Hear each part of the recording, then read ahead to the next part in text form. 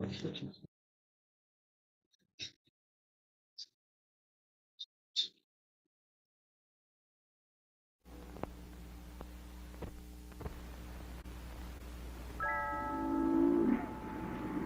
giant, hairy creature.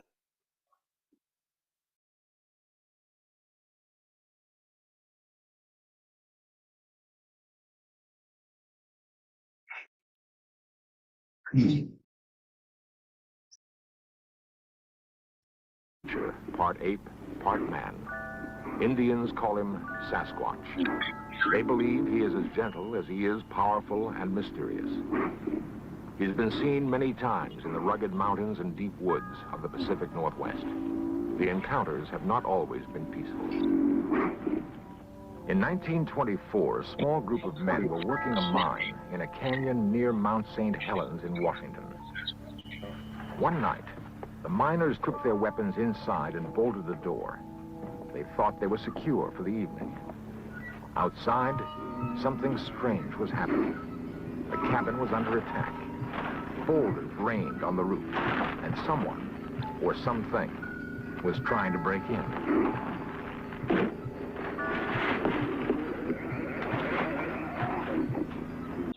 The miners later described their attackers as large, hairy apes. The siege lasted several hours.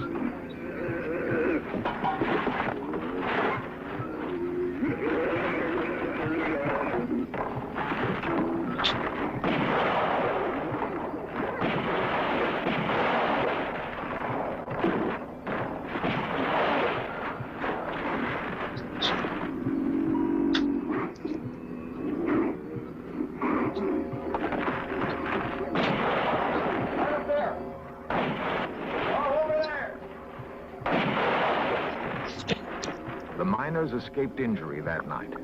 The area now known as Ape Canyon is one of the many places in the Northwest where man continues his hunt for this elusive creature we call Bigfoot.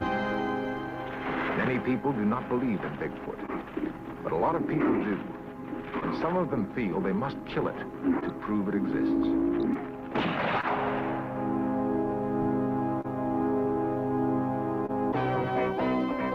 This series presents information based in part on theory and conjecture.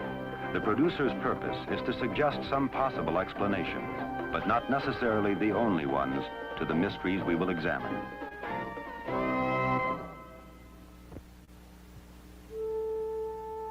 To the Indians living along the Columbia River in Oregon and Washington, or those in Canada, there is no need for proof of Bigfoot. Sasquatch has been a part of Indian lore as long as they've inhabited this land.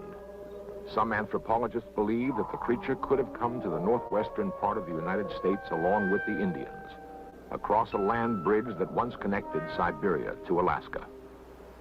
The newcomers to this country have seen Bigfoot in an area ranging from northern California to southwest British Columbia.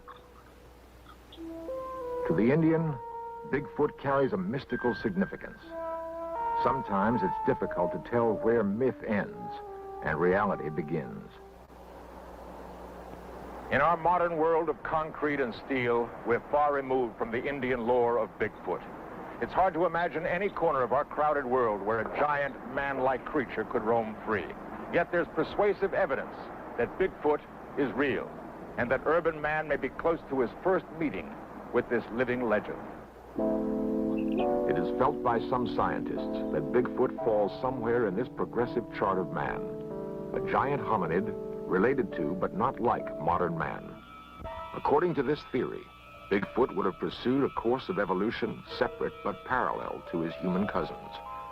Dr. Grover Krantz is an anthropologist at Washington State University.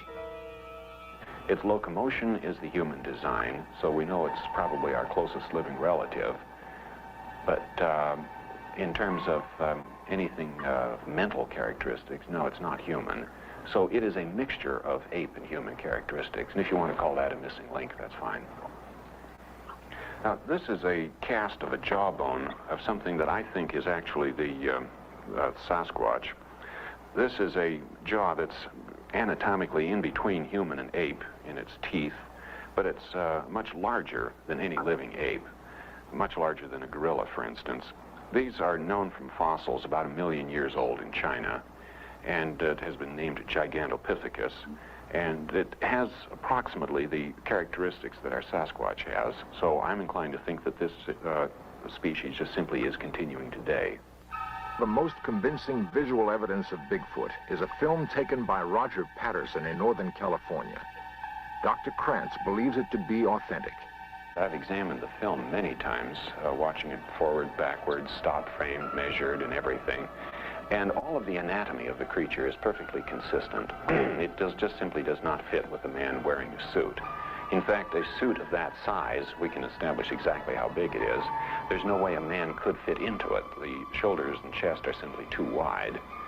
The feet are properly designed for carrying that kind of body weight, and that doesn't make any sense unless you've got a body of that size. And Patterson could not have faked any of this stuff. I talked to him about some of the things I saw, and he didn't even understand what I was talking about. Reports of Bigfoot sightings in the Northwest go all the way back to 1811. There have been some in other parts of the United States, but most have come in the area from Northern California to British Columbia. In 1882, a British Columbia newspaper published the story of railroad workers who saw and captured a creature they called Jacko. No one seems to know what happened to that creature, but the hunt for others has brought headlines all across the United States. There have been an estimated 2,000 reported sightings of Bigfoot. Half of those are considered fakes. The other half are very real, especially to those who live in this rugged country and who've seen with their very own eyes, seen something strange and sometimes frightening. I'd been down to my folks' and Cindy was with me, and we decided it's time to go home, and so we left. And Louis Alway and his daughter Cindy of Stevenson, Washington, returning home one night from visiting his parents, came across something they'd never seen before. It was about 10:30, 11 o'clock at night, and Cindy was sleeping on the floor, on the seat. I come around the corner there, and there it was. It looked to me like he had just come over the top of the guardrail there. I woke her up and she got to see it just before it ran into brush. And at first I thought it was a bear, but when it took off across the road on its hind legs, I just couldn't believe it. I hunt and I fish and I see a lot of game all the time, and it looked like something that I'd never saw before. 3 or 4 years ago, we received a call in the late part of the fall. The people who own this cabin back here said they'd found some tracks of what they thought was a large animal.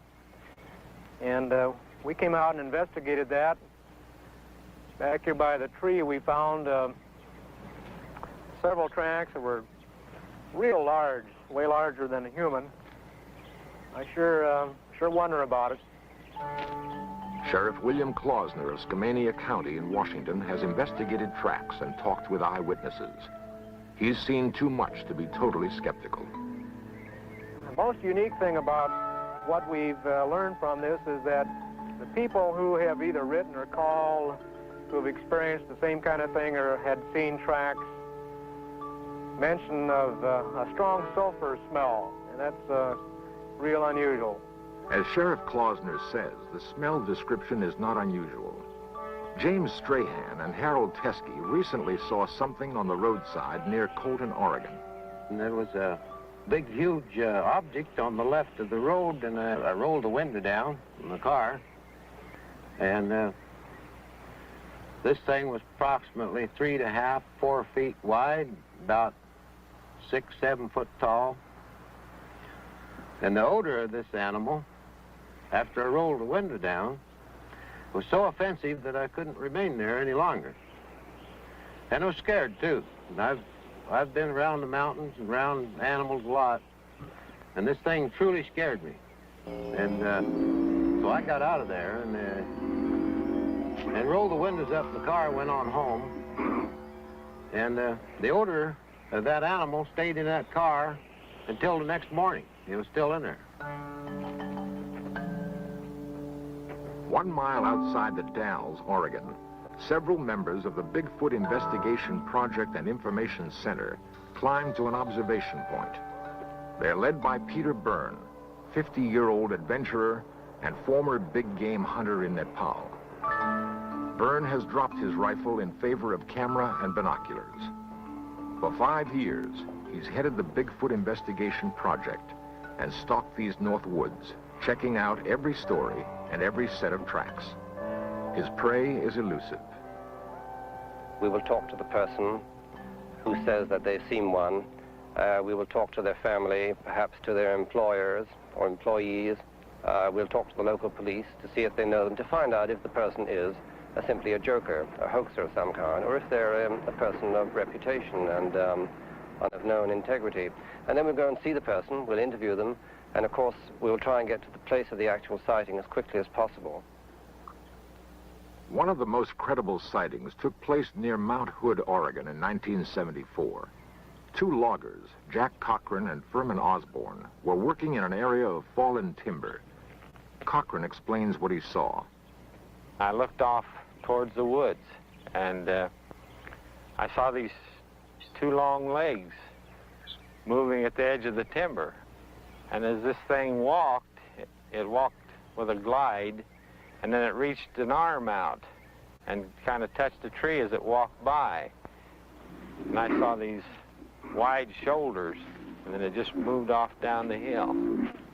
J.C. Rourke and I were up on that little hill there and setting chokers, and the cat came down to the line and he didn't come back, so we decided to walk out in the woods on the timber so we could be in the shade, and we heard this commotion there in the brush, and we saw this big monster going out through there. I yelled for my buddy. I wanted him to see him, and I started running. I wanted to get a closer look at him, and we chased him over the ridge there, and at one time I was within 50 feet of him. Whatever Osborne chased through the woods left him far behind.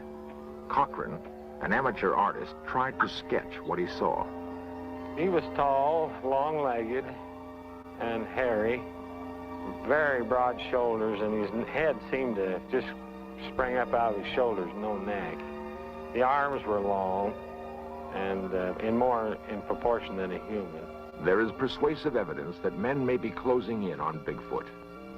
What will the hunters do if they find him?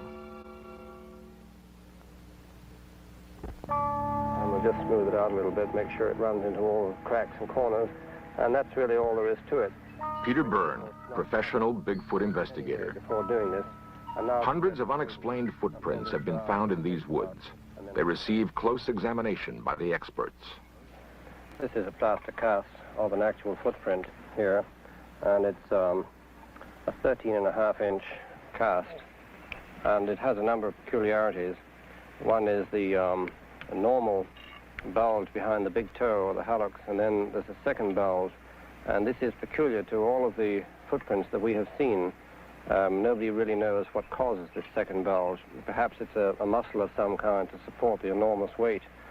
This is a cast of an individual that's very obviously crippled, and I studied this some length and found these 2 bulges on the outside of the foot. Anatomically, they have to correspond to a couple of gaps in the bones on the foot themselves. And the bulges in a normal human foot expanded to this size would have been here, but they're shifted forward. Well, anatomically, this means that the ankle weight is shifted somewhat forward. It's not just a gigantic human foot. It's the leverage has been redesigned, and this happens to be redesigned just exactly the way it would have to be for a 800-pound animal. So if the idea of that this was faked by somebody isn't quite so simple. If it was faked, it was done by a human anatomist who was a real genius, and he had to have laid out thousands of these fakes all over the place, and that just simply becomes impossible. Among the fakery that we have seen is a piece of film made in 1970 by a man in northern Washington. At first, it looked very good. It was a man in a fur suit, of course. The particular man tried to sell it to us for $25,000, and he told us that the creature in this movie was 8 foot 6 inches in height. But when we found the area, we were able to do our own measurements, and we saw that the creature in the fur suit, or the man in the fur suit, was a little under 6 feet in height. This is, I think, is a good example of the kind of fakery that we have encountered through the years. Throughout the Northwest, there are hundreds of men hunting for Bigfoot. Don Peterson, Jack Sullivan, and James Huskin have searched for several years. They believe the hunt will end with a bullet. Well, I think eventually somebody's going to bring one in. It's the only way. Pictures aren't going to be enough, because there's been film taken of one of these creatures anyway, and it's in dispute. Like Jim said, if we take a bunch of pictures, they're going to be under dispute, and if you can shoot one animal, you might be able to save the rest of them from everybody else from shooting them too.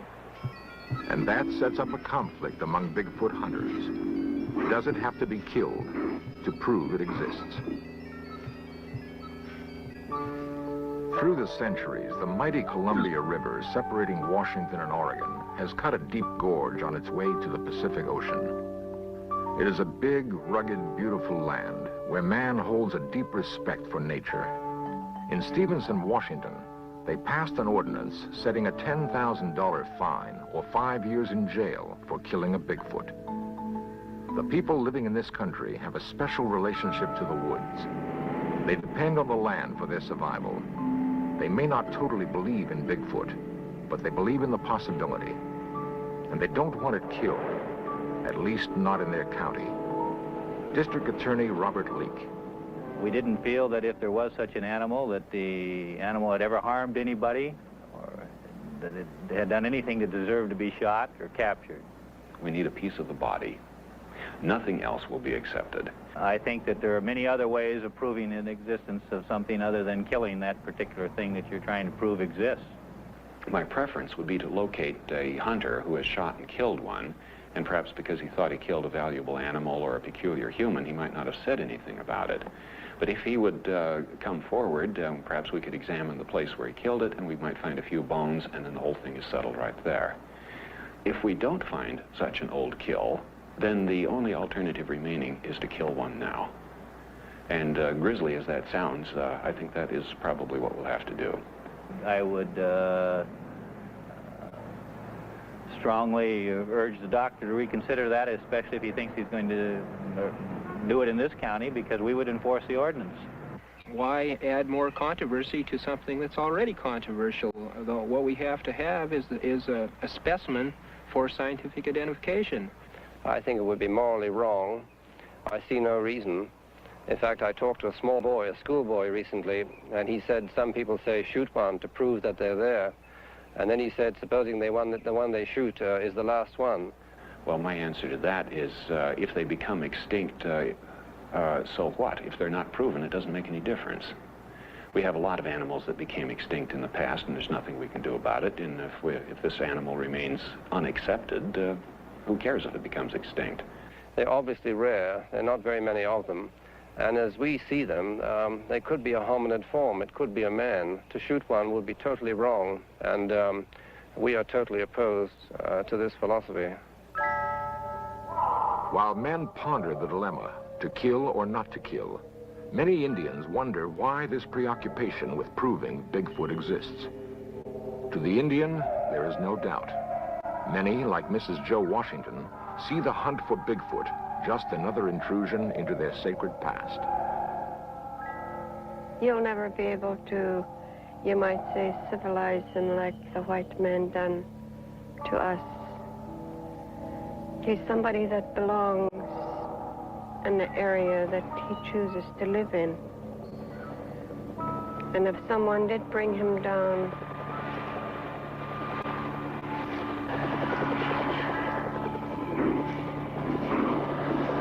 he'd never adapt to your way or even mine, because his way of life is entirely different from ours, mine and yours. And I always felt so bad when I hear of Sasquatch hunters that say they're going to photograph this man, or most of them refer to him as an animal. And from the stories and things that I was taught by my people, that he is not an animal, He's not a savage. He's a gentle being that just goes about his own way, collecting his own food, clothing, and lives where he chooses.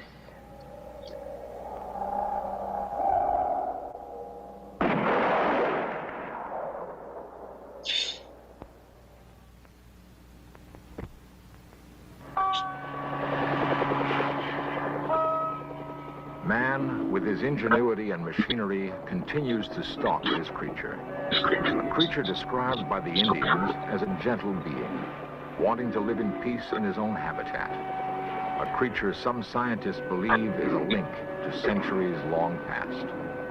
The gorilla is mentioned in Greek mythology going back hundreds and hundreds of years, and yet it was not discovered until the late 18th century. And the subspecies, the mountain gorilla, was not identified until early 1900. And there are other examples. The fossil fish that was discovered in the Indian Ocean only a few years ago, believed to be extinct for 80 million years. This is the coelacanth, and now it's known to still live off the coast of Africa. Is that the case with Bigfoot? Is this creature really a relative of the Gigantopithecus, a primate that lived over 1 million years ago in China? The land lends itself to hide such a creature. There is food for it to survive. It does not need man. But it may have to die at the hands of man to prove to him that there is such a thing called Bigfoot. If we assume that Bigfoot is real and that men are closing in on this seemingly gentle monster, then we must prepare for that first meeting. To have eluded us for so long, Bigfoot must understand men very well. The burden will be on us to understand him. Bigfoot may well be waiting for some sign that we're ready.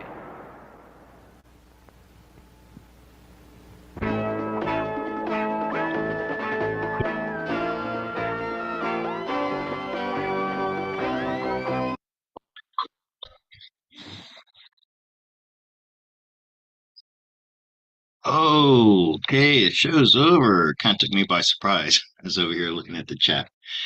Okay, welcome back to my channel, everybody. Intuitive Insights and Tarot. Me, I'm Scott. I didn't check my camera yet to see if I look okay. I guess I look okay. How's everybody doing out there? Thank you very much for joining me here. This is a very informal session tonight. I didn't really plan anything special to talk about. So I would like some questions in the chat. You don't have to pay for questions, but if you would like to contribute to this channel and to my work, then a super chat or a buy me a coffee would be appreciated. Recommended $10 for a question. I do have one question that was sent to me by one of my dear clients. I think it's okay if I say her name. Her first name, Robin, in Chicago. Robin has a dog. She has 2 dogs in her family, and she's very concerned about this flu that's going around, which I heard about. First off, I want to know, have you guys heard about this? It was on the evening news. And do you know anybody who's been affected by it? Have you been affected by it? Is it really as bad as what they're saying it is? I mean, or is it just one of those things that they're trying to use to lower your vibration and bring people down? Oh yes, Stacy, I did see that come up earlier. I'll get to that in just a minute. So yeah, I was asked to look into this dog flu that's going around. They're recommending for people to keep their dogs at home, don't go to any dog parks, don't socialize with any other dogs. I guess they got these little things that you can put around the dog's face to cover their mouth and nose. I'm joking about that. Yeah, I guess I'm gonna take a look into this issue and gonna see if this is something naturally that's occurred, which the way I look at viruses now, I don't believe it's what we've been taught. So let's see what the cards have to say about this. Before I do that, I'd like to get some of your opinions. Yeah, it does sound like pure porn, and that's why I'm asking you guys here. There's only 10 of you on there, but that's a small group of people. First off, has anybody seen this happening in the real world? In other words, friends, family, or yourself? If you have, tell us in the chat here. Okay. And then what are some possibilities that this could be? Why would this be happening now? If it's true that dogs all over the United States, and so far I've heard it only from the United States.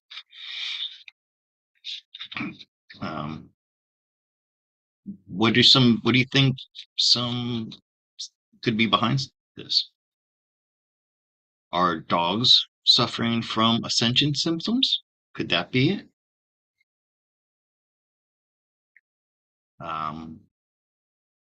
My camera went blurry there for a minute.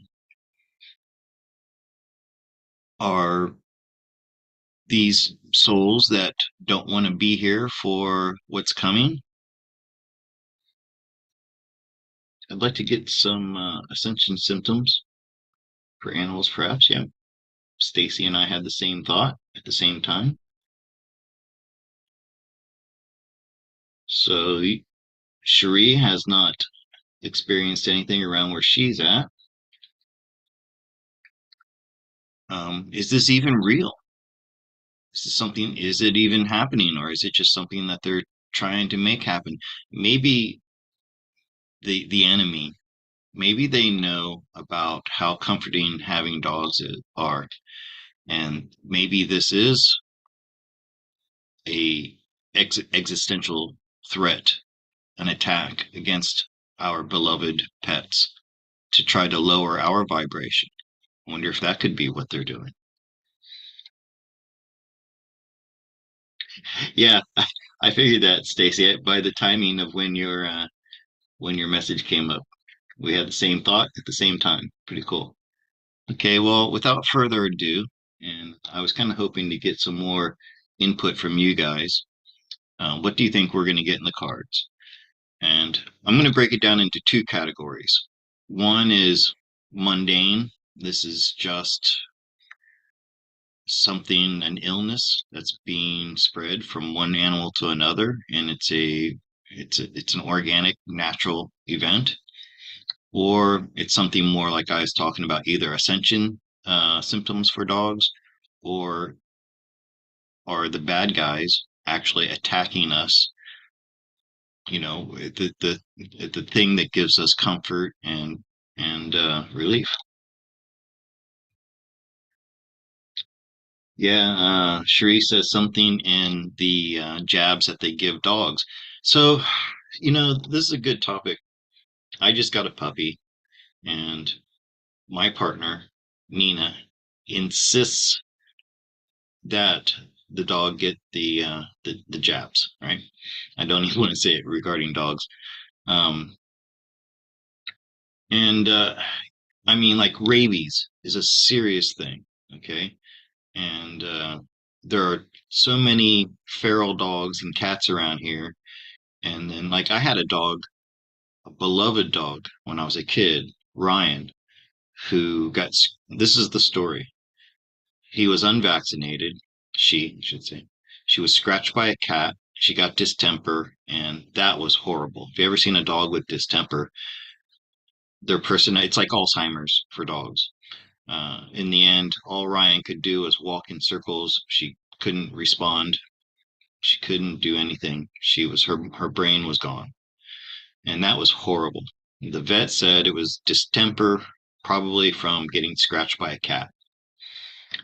So yeah, I'm not going to take a chance with my dog. I did get my dogs the jab, at least for rabies, and at least the first year. After that, I'm not sure. Okay. Sure, they give them. Right. So, I mean, what do you guys do? Do you not give the jabs to your puppies and your kittens when you get them? I don't know. I do. I'm going to because I don't think they're trying to do to them. Well, let's look at the cards. Let's see. God, I hope that's not the case.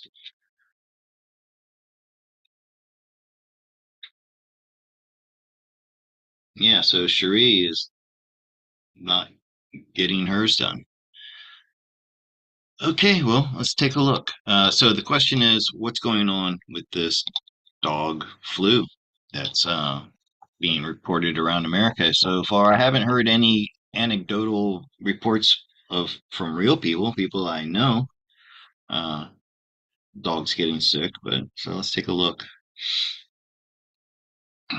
Robin, I hope you're watching. This is for you. Oh, wouldn't you know the first card does have a cat in it. This is representing us dog owners, the awake ones. Hmm.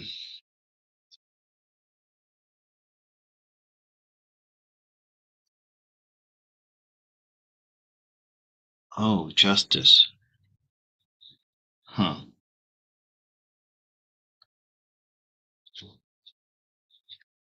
Oh, that's good. That's good. Okay. So it looks like this is fear porn to me. Um, oh, it it's not nearly as bad as what they're telling us it is. Okay. Um, with this, when you get the nine of swords like this, and that's our advice. It's telling us most of what we're worried about is not going to hit us. Okay, and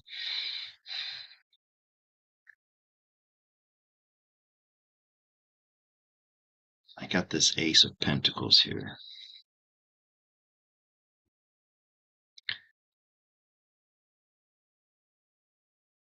And I think what this is saying is that this is something in the environment.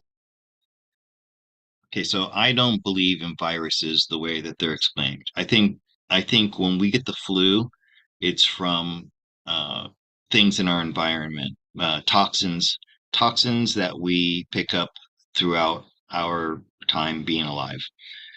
Um,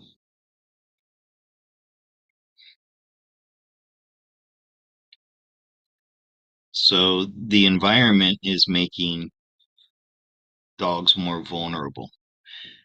I think I think there's going to be a balance of that. So that there's going to be like I think that once the dogs are their bodies are going to adjust to this. Maybe it's something with like that's in the food or just in the environment. But one thing I can tell you too, it's being used as fear porn.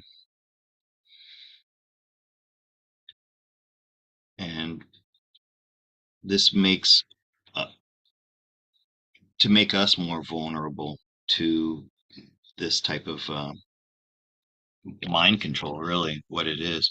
I don't think it's something to be that concerned about.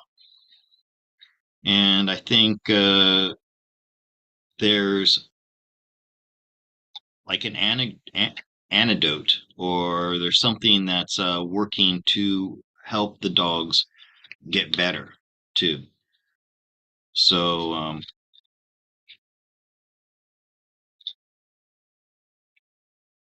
Hmm. I think it would be a good idea to not socialize your dogs, though, with other dogs for a while until this levels out, because that's what's going to happen with this justice card. It's going to level out. I think the dogs' systems, their biology, they're going to get used to this, and that they're going to develop a herd immunity type of thing. Okay, so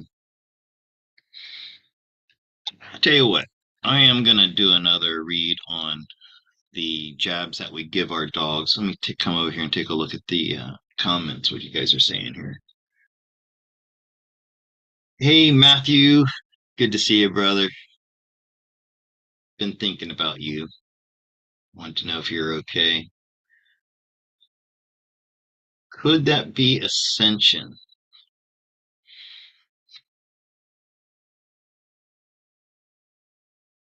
I'm thinking with the Justice card. Well, that Three of Cups. Hmm, not sure.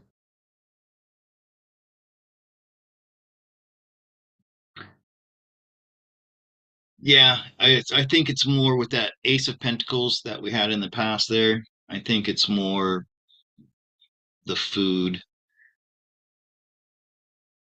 and even electromagnetic radiation, things like that. The same things that make us sick, same things that give us the flu. But dogs now are getting more vulnerable to it.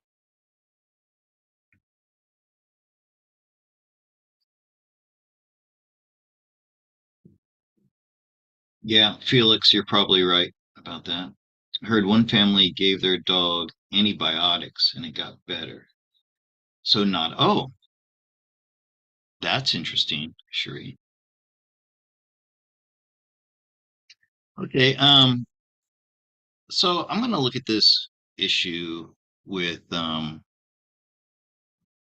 since we're on this topic, giving okay, I promise Stacy, I'll get to your buy me a coffee question. Um, but I want to look at this issue with giving our pets jabs. Is it something that we really need to do? And if not, then is it something that's bad for them? Or if we, or does it really help? So I'm going to take a look at that because I am concerned about rabies. That is rabies, and like I said, the distemper. I couldn't live with myself if I had another issue like that with that, like I did with Ryan. Okay, let's take a look. So this is it really necessary to give our dogs jabs to protect from distemper and rabies and those other dog diseases?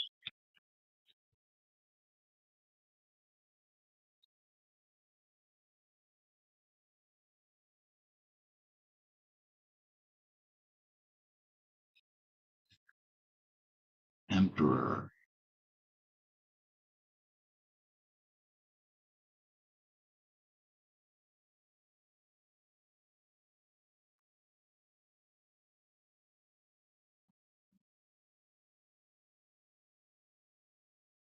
All right, so I think they do help.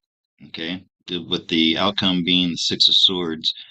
Uh, swords, whenever I'm asking about injections and I get swords, that's what they represent to me.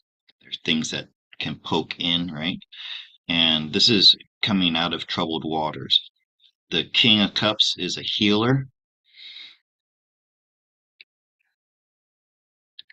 and this Ten of Cups is like living happily ever after. You notice there's a family here, and dogs are part of the family. Uh, so, Cherie, you're probably not going to like this, but I think it is a good idea to get those vaccinations. Um, Sorry about that, but I don't know. Maybe the cabal love dogs. So let's see. I live in Washington State, and my grandfather used to talk about seeing Bigfoot. Cool. I always believed and still do, I think she says, no one has the right to take their lives. That's right. Just to prove they exist. Yeah, that's pretty crazy. Okay. So Stacy, let me find I will after the first of the year. Oh, you mean get the job for your dog? You know, I just do the one. I don't go back for more. I think just the one, the puppy shots, and then maybe after 1 year again. After that, like the dogs I have now just got it the 1 year. All right. So Stacy, thank you very much for your contribution. Let me look up your question.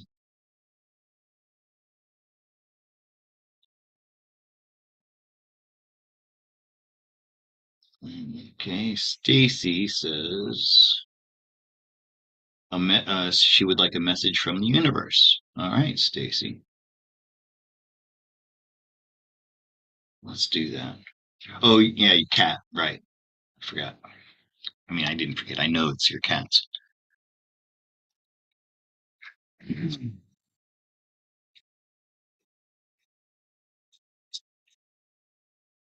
Yeah, I mean, I've been vaccinating pets my whole life. I've never seen a bad reaction from it, except maybe a little pain at the injection site.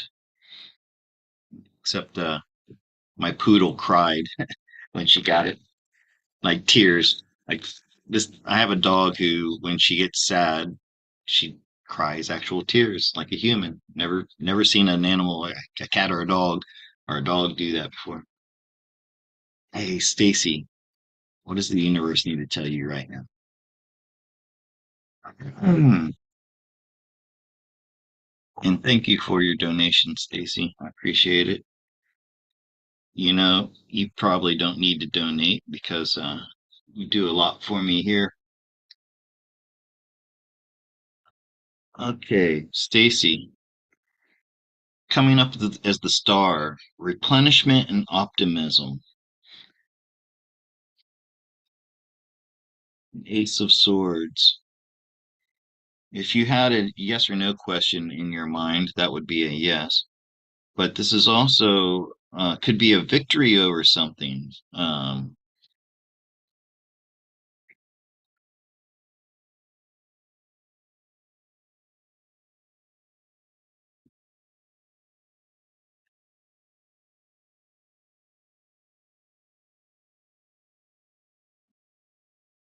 So I'm wondering, Stacy, if I had you here in front of me, I'd be asking you these questions. Maybe you can type in the chat.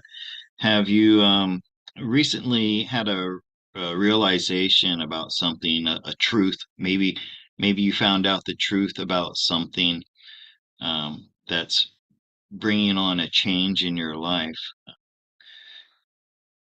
Uh, have you gotten an invitation to go somewhere, to travel somewhere? This because the outcome here is this Three of Wands, and that's traveling to a faraway place. It could be far away from, like, within your state, or it could be another state. But it's about travel, and if it's not physical travel, it could be, or it could be a long distance conversation. That's what it could be. So are you having a long distance relationship or conversation with somebody? And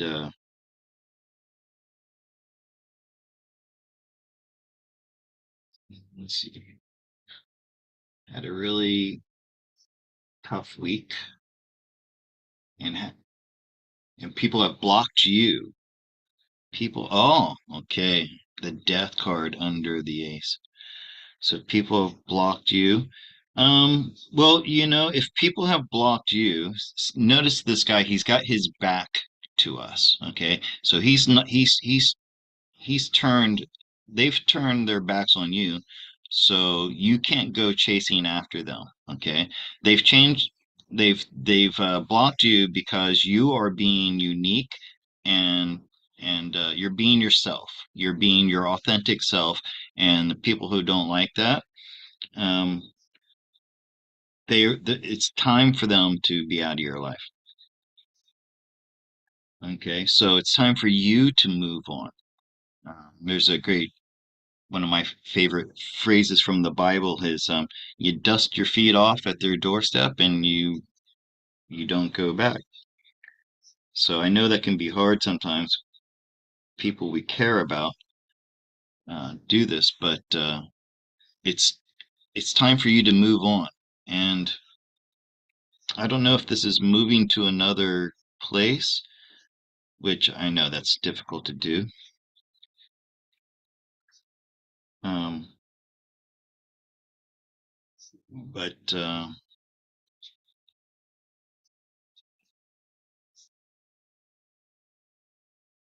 maybe this is putting you in a position where it's giving you the freedom to now move on. But this is about change and becoming more of your authentic self. The more that you recognize and you pay homage to your true self, uh, the more freedom that's going to give you to go into new territory, whether it's new spiritual territory or physically moving someplace else. Um, I draw a couple more cards. Okay, so a little extra advice for you, Stacy, is you have to stick with your core beliefs, and you can't give up anything for anybody else. You can't change who you are to make others happy, even if that means that you are on the outs with society, on the outs with your friends and family. Okay, and by doing this, the universe will reward you with things that you truly want and desire in your life. Okay, so sometimes we have to walk this difficult walk, and you're not alone. Okay, you have me and this whole community that's here with you. But by doing this is how you achieve the things that you truly desire and deserve. Okay.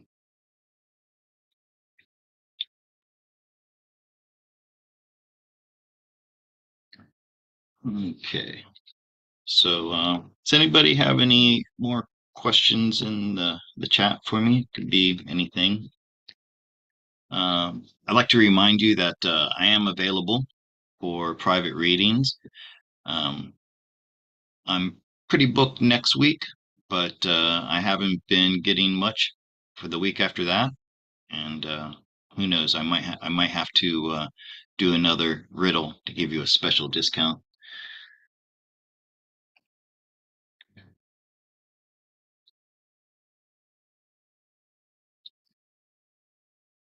Yeah, I see that, Stacy. They asked you to do something you were comfortable with, so that's why you sticking to your authentic self is more important than pleasing other people. Okay. Okay, what was I saying? Yeah, so my website is in the description. Go and check that out. And I know Christmas is coming up. If maybe you would like to purchase a reading for a friend or family who might enjoy it. But other than that, I would say that if there are no more questions in the chat, come on, somebody give me a fun question.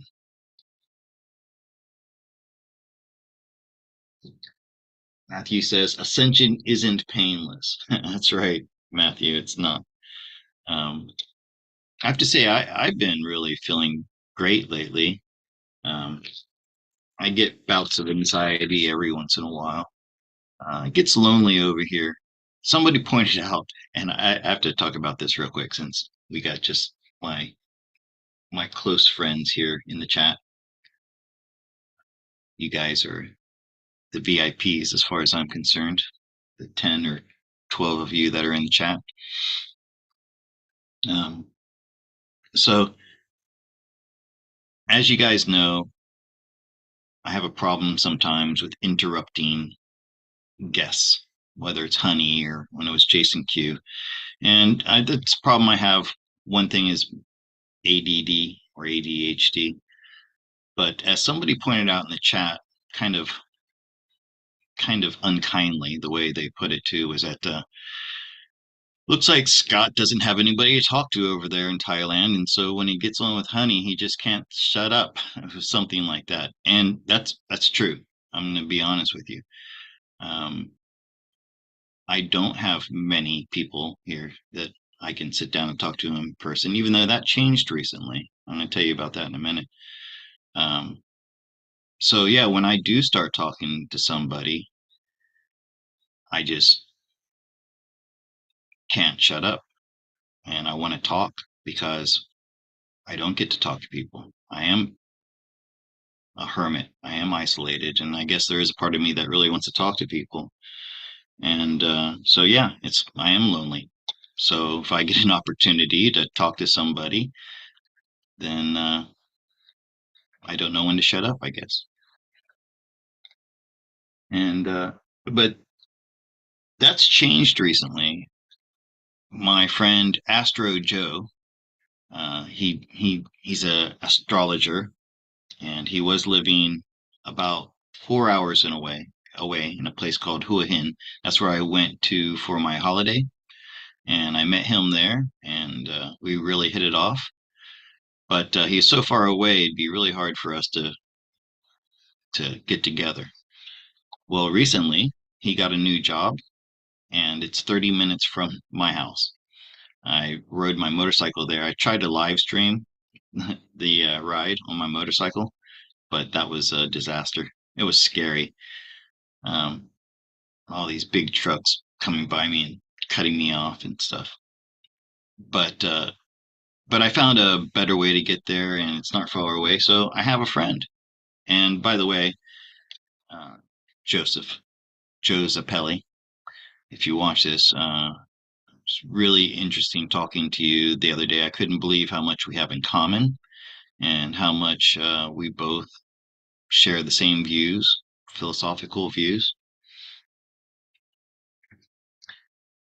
Sheree, don't listen to those people, Scott. I enjoy your shows and don't mind you talking on your show. Well, yeah, that's something I got to remember, that some people do like to hear when I talk. Somebody complained I tell stories about my life. That's true. I have a lot of interesting things that have happened with me, and I have a way I like to take real life things that happened to me and then turn them into like parables or whatever. I think maybe that person was referring to my analogy of the maps.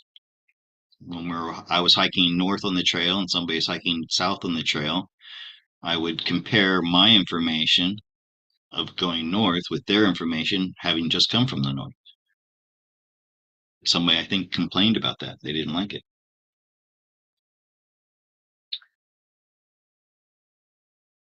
That's right, Stacey. It's hard to stay silent, but I'm getting better though, aren't I? I mean, on the last show I did with Honey, actually, the way I start off is I like to give my point of view, and then I like Honey to come in and give her point of view and see where we are connect and where we disconnect, and try to figure out why we disconnect.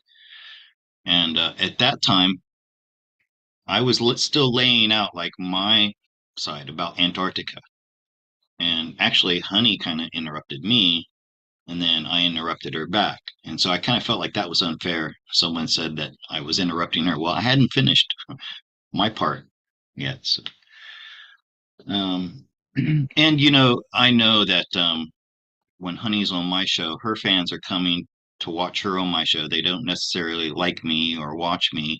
And so they want to hear Honey and they don't want to hear me. So I understand that as well.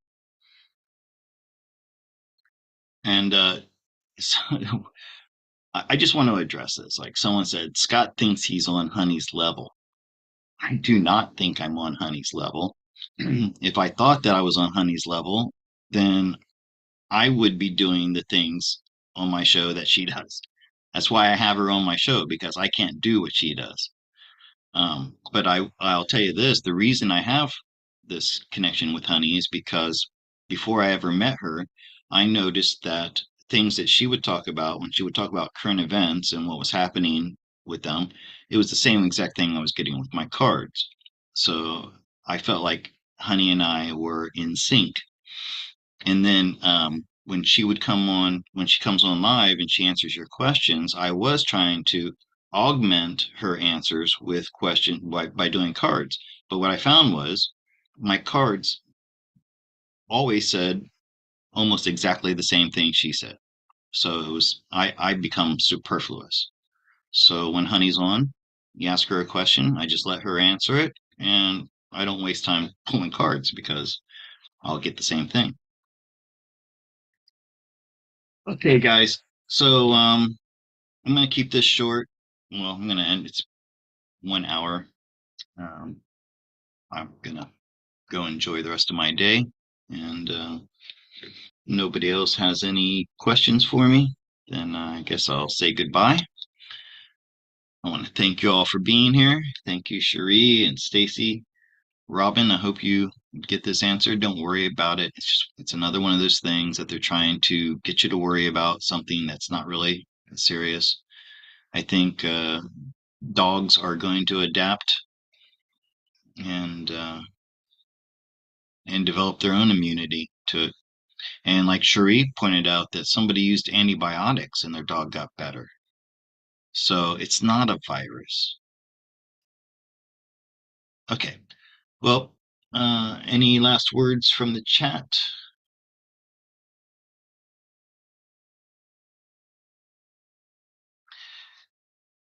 Yeah, I'm sorry to keep it short, Cherie, but I didn't really plan anything more to talk about. And this is a interactive show. Okay, if I don't get questions from you guys, did somebody ask me a question that I missed? Thought Cherie, you asked a question.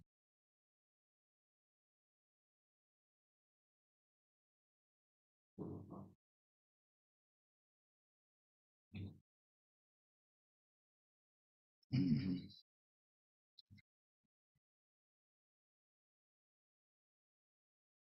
Thank you, Dora. Yeah, I'm all about what is it? Criticism that helps. What's the word for that? I forgot what it's called. Constructive criticism.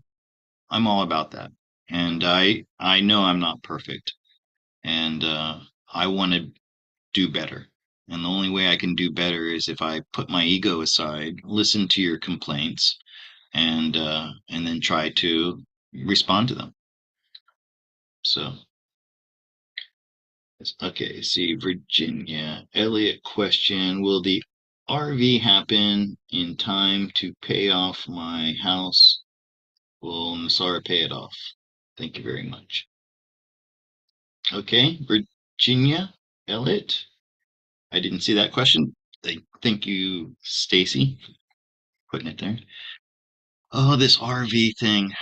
Um, so, and I think she also said Nasara. So I'm going to make this a little bit more general. Okay, so instead of being specifically RV or Nasara, because maybe it's not going to be all that. Basically, everybody who has a mortgage, a death contract, as it's known, mortgage,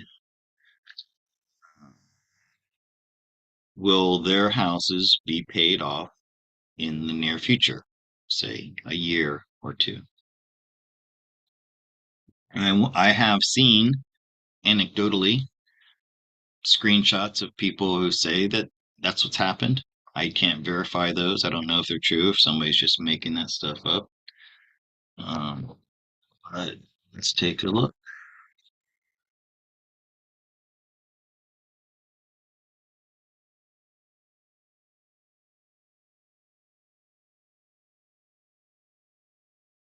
Hierophant.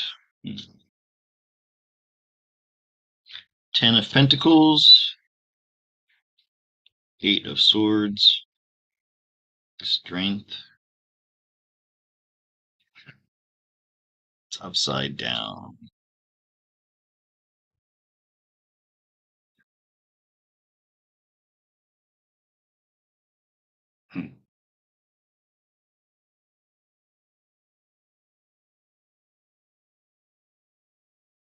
Well,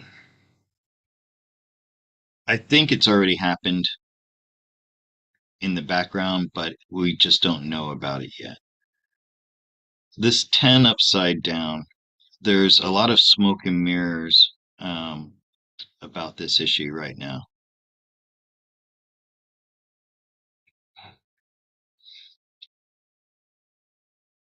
Is it gonna happen? So every time I do a reading on finances for the future, I get these I don't get a clear answer. This is there's some smoke and mirrors, obscurity going on. There's the High Priestess. So here's my answer for anything that has to do with money going into the future.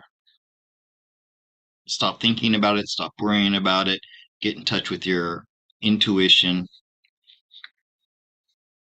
And this is a spiritual battle, and we have to not worry about the physical things.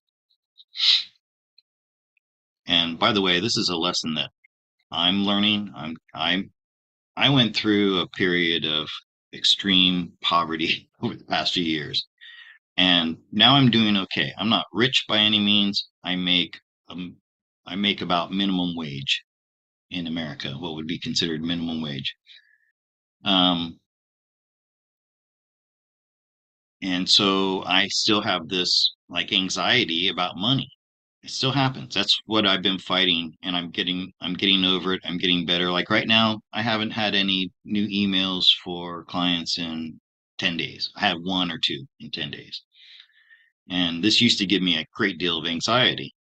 I'm learning to let go of that because it never gets to where I'm penniless and can't pay my bills. There's always money that comes around when I need it. But because of that extreme poverty that I went through for the past few years, it's almost like I have post-traumatic stress from that. But I'm learning how to not allow that anxiety to live inside me. I acknowledge it. I recognize it when it comes up, like, oh, my bank account's going down and I haven't been getting any new, requests for readings, and my YouTube earnings are not that great. But it's okay. So I understand, your anxiety over paying bills and mortgages and things like that. But this is a time we can't let those thoughts pull us down. Okay? Those are heavy thoughts. Those are dense thoughts. Thoughts of scarcity, thoughts of, not having a place to sleep or food to eat or enough to, or put gifts under the Christmas tree or whatever it is. Okay. So now I will say goodbye. Thank you guys for being here. I really appreciate you. I love y'all. You give me a reason to get up in the morning. That's a good thing. So I'll see you next week. Hopefully I'll have Honey on as usual every fortnight. And I want to talk to her about the dome. I'm very curious to see what she says about the dome. And satellites too. I'm curious about satellites. I know there are satellites up there. I don't think that's a hoax, but I want to know how they get there and how they stay there. All right. So good night, everybody. Thank you for being here, and I'll see you next time. Goodbye.